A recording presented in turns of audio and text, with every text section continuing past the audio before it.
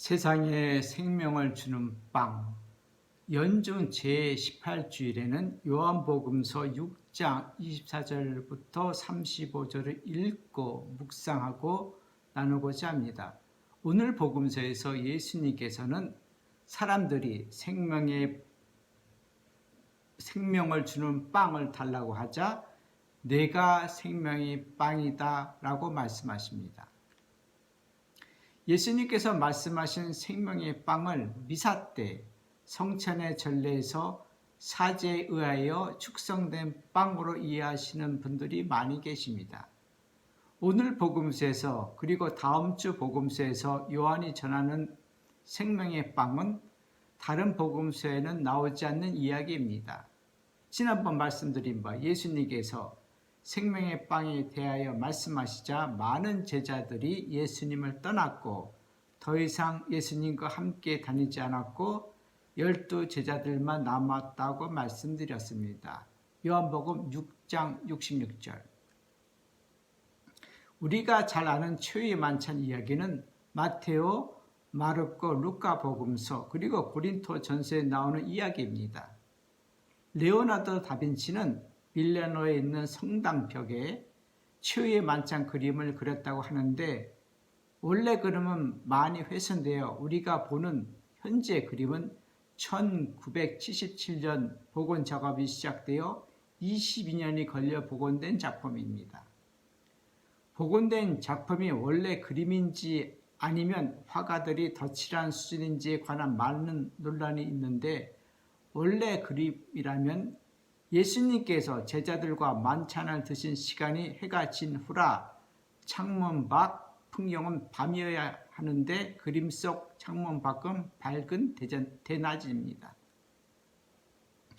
식탁에 놓인 음식에서 포도주 병이 빠져 있었고 유대인들이 그 당시에 먹었던 빵은 네모난 형태의 누룩 없는 빵인데 둥근 모양의 르네상스 시대 빵 모양이고 유월절 무렵에 만찬을 하셨다면 양고기도 있어야 했는데 예수님과 제자들이 모두 포도주와 양고기를 드셨는지 보이질 않습니다.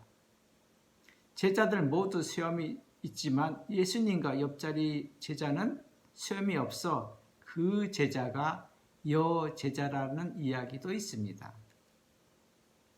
사람들은 감각 기현으로 받아들이는 외부의 현상을 마음의 그림으로 그려 받아들이고 진실로 여기는 경향이 있습니다. 레오나르도 다빈치의 그림과 요한복음서 외에 나타난 예수님의 최후의 만찬 이야기를 통하여 예수님께서 말씀하신 생명의 빵을 미사 때 사제 축성으로 만들어진 성체라 여기는데 오늘 복음서는 다른 각도에서 생명의 빵을 다루고 있습니다.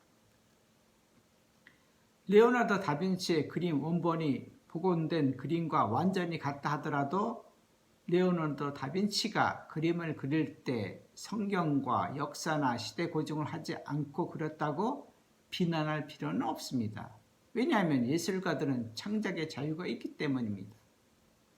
제가 매주 나누는 복음서 묵상도 성경과 신학 이론을 전개하는 것이 아니라 제 나름대로 배운 성경과 신학 이론을 바탕으로 묵상하고 나누는 것이기 때문에 오늘날 교회의 일부 가르침과 다른 부분이 있다 하더라도 너그럽게 받아주셨으면 합니다. 오늘 복음서에서 예수님께서 말씀하신 생명의 빵은 미사 때 사제의 손에서 축성된 면병 이상이라는 것을 말씀드리고 싶은 것입니다.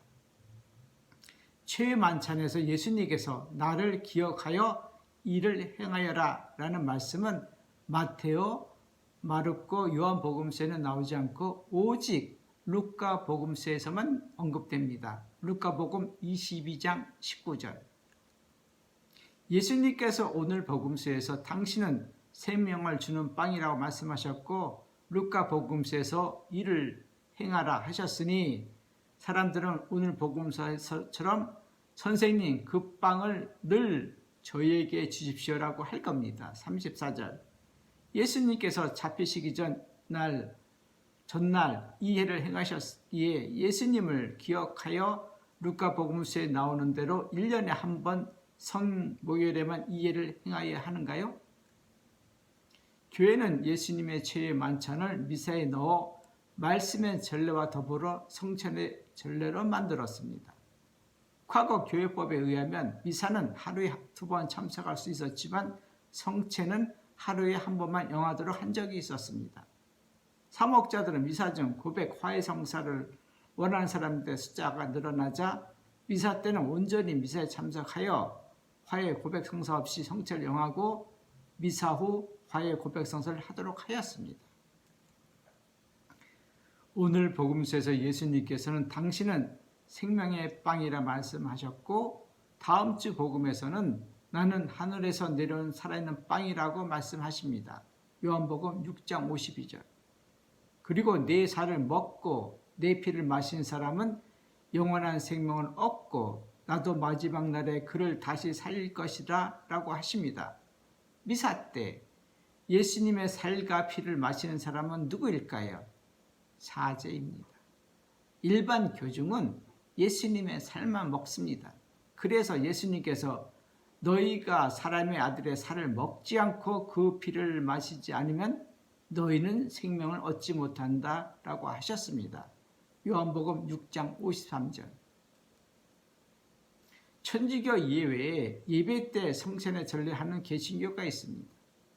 이때 목회자들은 세례받지 않는 예배 참석자들에게 성찬 때 빵을 먹지 말고 포도주를 마시지 못하게 합니다. 성찬 때 목회자들은 빵과 포도주를 한 사람 한 사람에게 건네지 않고 예배 참석자 중 세례 교인들은 빵과 포도주를 직접 먹고 마십니다.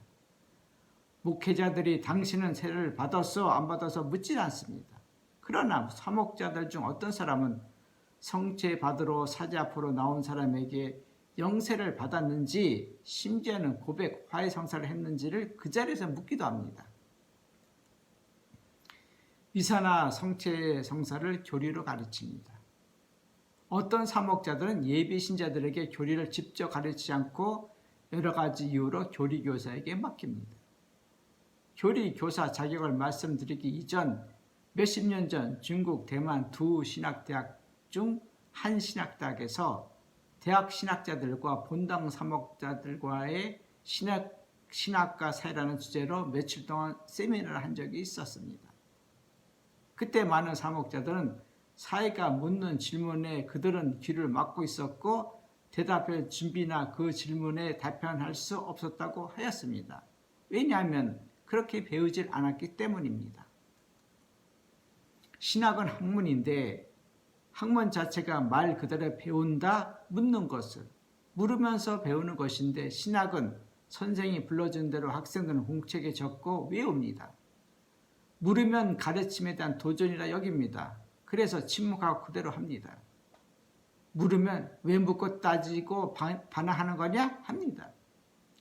미국에서 신학 석사 과정 중 존경하는 교수님이며 동료 예수 회원이었던 도널드 젤피 신부님은 수업이 시작되면 내중 과제물 중 질문이 있으면 우리들에게 칠판에 질문을 적으라고 하셨고 그 질문에 관한 답을 수업 중 하십니다.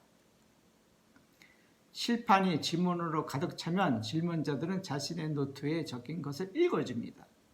신부님은 많은 경우 당신께서 직접 대답을 하시지만 우리들 중에서 대답을 하고 그 대답에 신부님께서 우리에게 질문하십니다. 안타깝게도 신부님은 2011년에 오랫동안 병으로 고생하시다 고향 샌루이스, 미조리에서 돌아가셨습니다. 신부님과 가르침은 그 추억은 제 부재 사품 때 축하해 주시며 얼싸하는 장면을 누가 찍었는지 사진 한 장과 신학 석사 구두 종합 시험장에서 저의 시험 주 감독관으로 앉아 계셨던 모습이 아직도 눈에 선하고 마음에 남아 있습니다. 훌륭한 선생은 제자에게 영원한 스승입니다.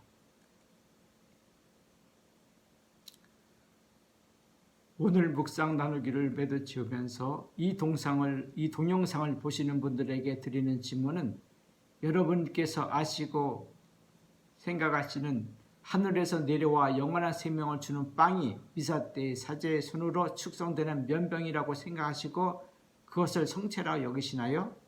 그래서 미사 때 먹은 성체가 세상에 영원한 생명을 준다고 여기시나요? 아니면 그 이상의 그 무엇이라고 생각하시나요? 다음 주 복음서 묵상은 계속 요한 복음서와 연결되니 더 깊게 다루고자 합니다. 고맙습니다.